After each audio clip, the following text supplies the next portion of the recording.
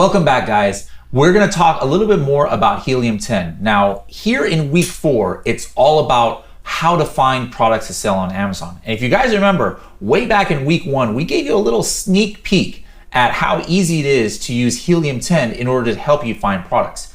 In this week's module, Kevin's going to be talking about a lot of different ways to find products. It's not just using Helium 10 that you can find product opportunity, but we want to show you using the Helium 10 tools exactly which tools that we have that are specifically for product research. And what is, again, the #1 tool that we have for that? That's Black Box. Black Box. Now, do you know, Shivali, this has been updated recently. Do you know how many products out of all the Amazon marketplaces are in Black Box, like in the millions or thousands? It's over like 50 million, isn't it? It's actually 2 billion products. That's crazy. Basically, if it doesn't exist in our database, it probably doesn't exist anywhere on Amazon. So that number that she said, what did you say, 50 million? 50 million. Like that might seem like, how am I ever gonna search 50 million products? Well, how would you ever search 2 billion products, across Amazon USA and Amazon Canada and Amazon Australia, etc.? Well, the fact of the matter is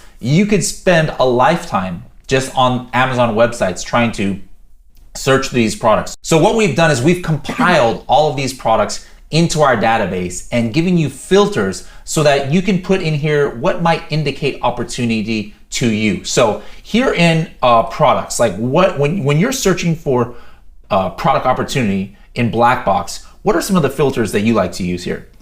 I like to use BSR. BSR, okay, what's that stand for? Bestsellers rank. Did you guys remember that from the glossary section in week 2? Okay, what else?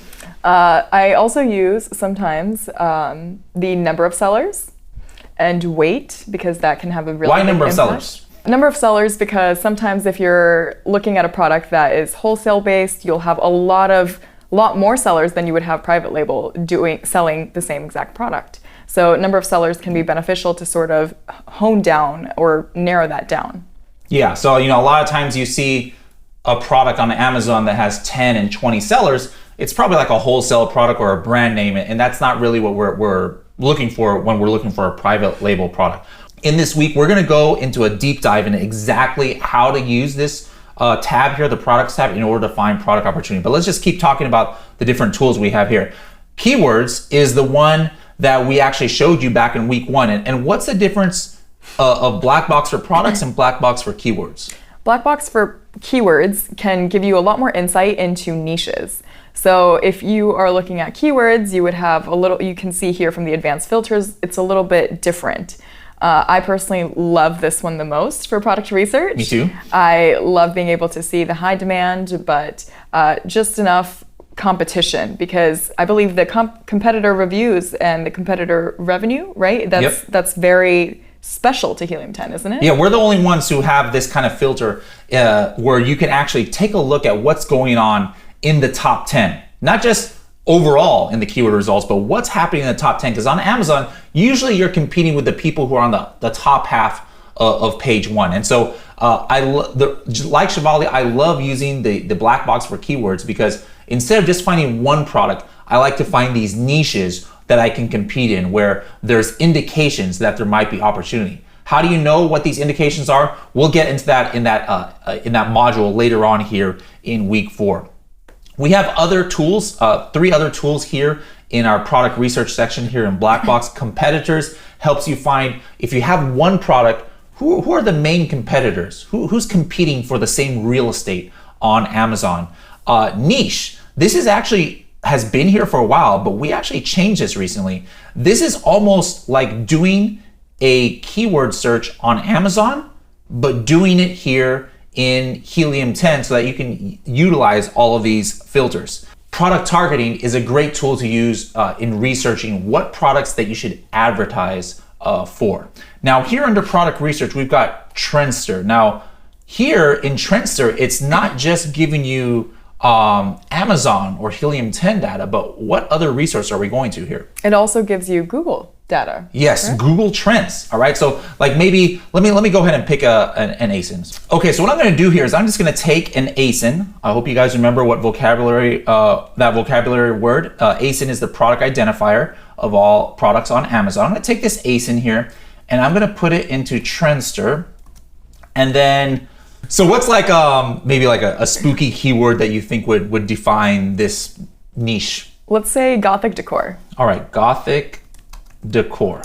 Now, before I even click anything here, what time of the year do you think there might be a peak for these things? Hands down, October. Exactly, Halloween.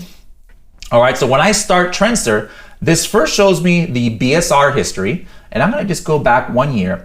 And now, this is a little bit interesting on Amazon. You have to think a little bit opposite. The higher the BSR number means what? The higher the BSR number, the less sales. The less sales. And the lower the BSR number? The more sales. The more sales. So when we see these valleys instead of the peaks, the valleys means that there's peaks in sales. And sure enough, look at this right here in September, October, we see a valley. And then we take a look here at, let's look at the last year for Gothic decor. And we see, look at this peak right here in October of last year. There was a peak in demand on Google for the Gothic decor niche. And it actually correlates to the sales that we see here on this chart. So that's a great tool. Now on Amazon itself, our Chrome extension is very crucial for product research. Now what's our main tool in the Chrome extension that everybody uses? X-ray. X-ray. This is the most used tool of its type on Amazon. If you guys go to the Google Chrome store, it actually tells you how many recent users there are of different tools. And do you know how many current users there are of X-ray? Isn't it over 300,000 users? It is over 300,000. It's actually now 500,000 wow. even. And that's, I mean, I've only been at Helium 10 for like 3 years. It was like 50,000 way back in the day. But over 500,000 current Amazon sellers are using this tool. And this is what really gives you an overview of what's going on Amazon. This is what you can't do on your own. You know, like we made the joke at the beginning, like, yeah, you could go through all the 2 billion products on Amazon, just, you know, in your time, just, you know, one by one. Theoretically, you could do that if you had all the time in the world. But this is showing you stuff that you can't really do on your own. So what am I looking at here, here in this X-ray page? I mean, you have access to so many different great metrics in one view. Usually you would have to go in through each product listing to see all of this stuff, but here you have access to the price that it's set at, all the sales that it's making per month. If I didn't have X-ray, do I even know how much sales? No, you wouldn't be able to know what the sales numbers are or how many units are being sold per month. The revenue, the bestsellers rank, the FBA fees that they're paying, which I don't believe you would know that either without X-ray. Ratings, review count, images, review velocity, buy box, and then the category, size, tier, whether it's FBA or FBM, dimensions, weight, and the creation date, which is very cool. You can see when a product first got onto Amazon. Yeah, so this is very critical. If you're doing product research, you know, don't just stay inside of Helium 10 and black box. Oh, I found that product. Go actually to Amazon, take a deeper look into some of these metrics that you see. Now, this other tool that we have here, we showed you about this in week 1 when we gave you that sneak peek about how to find product opportunity. And what's this tool called? This is the Supplier Finder. And where is it linking us to here? It links us right to Alibaba, so where you would go to find your product sources. So product research is fun, but at the end of the day, what is product research for? You're trying to find a product to sell on Amazon, and you got to find a supplier. So this actually can help you find suppliers on Alibaba.com. However, I believe, didn't you write a recent article about different uses for the other side of the supplier finder, which is called the demand analyzer? I did. So yes. What are some of the websites that the demand analyzer works on? The demand analyzer actually also works on Etsy, Pinterest Trends, on Shopify, and Walmart as well. Walmart as well. The very first one that it worked on was Alibaba.com. And let me show you guys a quick little hack here. So let's say that we were searching for a coffin shelf. All right. And we're on Alibaba, and look at that. They're even using our image of our product right here. But let's just say I found this product and I'm like, okay, this is an interesting coffin shelf, and I want to look at this supplier and see what other products that they might have. This is a great way to do product research, is sometimes just diving into some of these factories and seeing what else they offer. So let's just see. All right, let's look here at maybe bathroom box. The heck is a bath? All right, some of these are a little bit interesting here. Hello, sweet cheeks. Okay, so what would you call this? Bathroom box or? I mean, it's called bathroom decor box on here, but it could also just be like a bathroom holder. Okay. Of sorts, like a rustic wooden bathroom holder. Existed. So let me just look under rustic bathroom decor, maybe. Okay, I see some of the things that are a little bit similar. Look, there it is. Yeah. Look, those products just came up. So this is where I would use what tool now?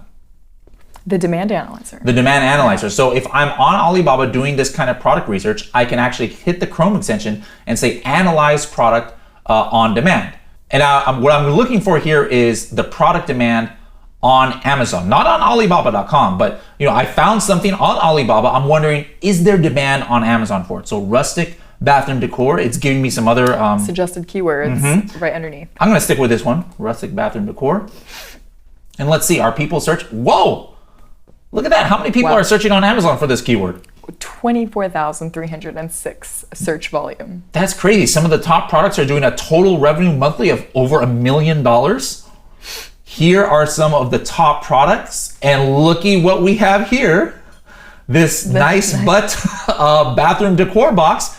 This looks almost identical to that one that we just saw from that factory. It does, yeah. It could be from that factory, who knows? But I didn't know that people are searching for rustic bathroom decor. How did I find this? I was just doing a random search on Alibaba for a coffin shelf, right? I just went to the factory and saw what other products they have, and I just happened to stumble on something that actually is in high demand. So you mentioned that it works on Etsy. How would I use it for Etsy? For Etsy, it's used very similarly. You would hit the demand analyzer, and you would be able to see sort of the same style pop-up that came up here, where you would have the word or the suggested keywords, and you could pick one of the suggested keywords to get more of an insight of what the search volume is like on Amazon, what the total revenue, the average revenue, and average price, as well as top products, word frequency, and then the top matching keywords containing the keyword that you looked up. Okay. You also mentioned Pinterest Trends. Now, a lot of people don't even know about this website. It's trends.pinterest.com. What is this, first of all? Pinterest Trends is kind of similar to Google Trends, but it shows you what's kind of coming up and what people are starting to search up a little bit more. So it's a great way to gain insight on what is about to become popular. I like it. Let's dive into one of these here. Probably I don't want to sell food on Amazon, but 80s party outfits. Wow, look at this. So I'm here on Pinterest Trends, and why are 80s party outfits trending in the summer? I'm not sure, but let's see. Is there demand on this on Amazon? Let's take a look. Let's hit analyze product demand, 80s party outfits. It's also suggesting 80s parties outfits for women. I'm just gonna go with this one. And let's take a look. So this is interesting. And this is sometimes what you wanna see, because Pinterest, guys, is ahead of Amazon. Etsy is ahead of Amazon. We talk about this in our Project X series that we did on YouTube. But on Amazon, like let's say I have an idea of a product I want to sell. From the time I have that idea to getting samples and then finding a factory and then producing it and shipping it from China, all that stuff, like what's the timeline before it actually gets on Amazon? I mean, if you were really on top of it, maybe 2 to 3 months. Maybe. But if it's taking a little bit of time, I know in the middle we had port delays going on, especially because of the pandemic.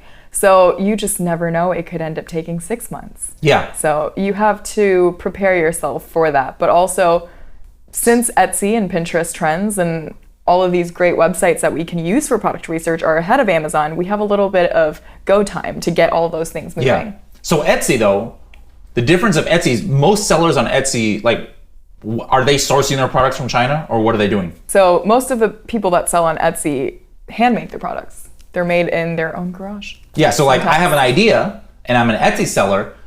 I mean, theoretically speaking, within 1 week, it could be on Etsy because I would just make it in my garage or make it in my bedroom or wherever my production is, and boom, I would put it up on Etsy. Pinterest is about ideas. I have an idea. How long does it take me to pin it on Pinterest? Very quickly. You Seconds. Right there. Minutes, yeah. right? So that's why sometimes, look at this here. The reason why I actually got excited, even though I'm seeing no data was found, is that maybe this is just, as you saw, it was just trending on Pinterest, but it's not trending on Amazon yet. Maybe it will start trending in 2 or 3 months. So I actually like seeing things like this where the Amazon demand is a little bit behind, because looking at Pinterest trends, it allows me to get a little bit ahead of the game. So again, guys, if you're on Pinterest, if you're on Etsy, use the Helium 10 demand analyzer to see what's going on Amazon for these keywords. So another tool that we showed you in week 1, what was that tool that we used to show how much money I could have made on that one? It was a basket that we had found there in week 1, right? Yeah. So what's a tool that we used to know if we could make some money on it? That was the profitability calculator. Profitability calculator. So if you're doing your product research using any of the methods that Kevin's showing you, and you want a quick estimate on how much money you could potentially make, and so you can go on any product page and then just hit profitability calculator right here, and it's gonna pull in all of the information, like the dimensions of the product and the price, and then you just enter in what's your sourcing cost. Maybe you use the Alibaba supplier finder to get that, and what's your shipping cost, and it'll tell you the estimated profit margins that you could make. One last tool that is really great when you're doing product research is, what do people suggest that you look at when you're doing your product research, when you're looking at the competitors? Well, differentiation is so important on Amazon, and reviews can give you great feedback on what you can do to improve the products that are already up on Amazon. So Review Insights is the tool we would go to see that. Yep, and we've got that right here. Review Insights is going to download all of the reviews that are on this listing, and then you could say like, hey, show me all of the 1-star reviews, or show me all of the 5-star reviews. What do people hate about this product? What do people love about this product? And then how can I use that in order to differentiate my product? So we've got a lot of tools here at Helium 10 that can help with product research. Again, what are some of these ones that we mentioned today? We mentioned the profitability calculator, we mentioned Review Insights, the supplier finder, the demand analyzer, X-ray, and of course there was Black Box in the very beginning. Black Box. And the last one also we showed you guys was Trendster. So yes. If you're here in Freedom Ticket, you probably have access to Helium 10. So make sure you are taking advantage of this. The first thing you should do is install the Chrome extension so that you can get to X-ray.